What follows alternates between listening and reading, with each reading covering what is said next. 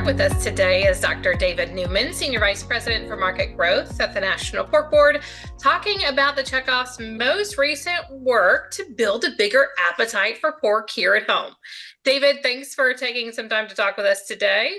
Yeah, thank you for inviting me. I appreciate it. It's always great to see you. All right. Pork producers have been resilient despite ongoing challenging market conditions. What has the Pork Checkoff done, and has it been doing to stabilize and even grow demand? Right. Well, that's the $10 million question, right? That we've been getting on a day-to-day basis from our producers that we represent here at National Pork Board. And no doubt the last 2 years have been challenging. There's been challenging market conditions, and it's been about demand, direction from our board of directors. So obviously, one of our primary goals in the act and order is to drive demand domestically and internationally. That's the promotion part of the Pork Checkoff. So here in the United States, we have a big domestic push right now, and it's really about connecting with consumers. And I would say that is really the primary thing that we need to talk about and help our stakeholders understand, that the consumer is ultimately the priority for our business. I say this quite frequently, Meghan. I say the entire pork industry revolves around one primary theory,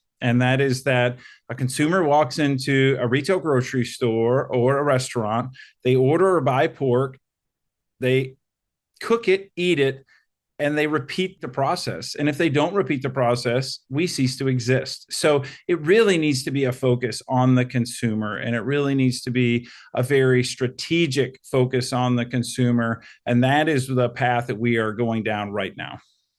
David, as we talk about those consumers and their importance, what are some of the things that you're learning through your latest research?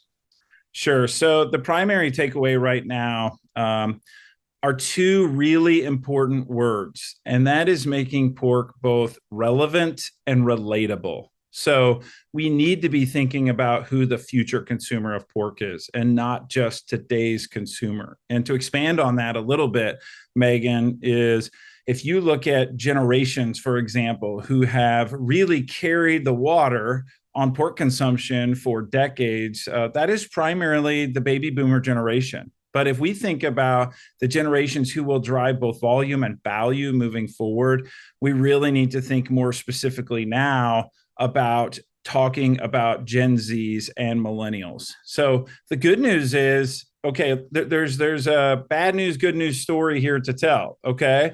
The bad news is that if we do nothing and we look at the long-term consumption patterns across generations, we could see consumption at risk. So what I mean by that is the children of boomers are eating significantly less than their parents.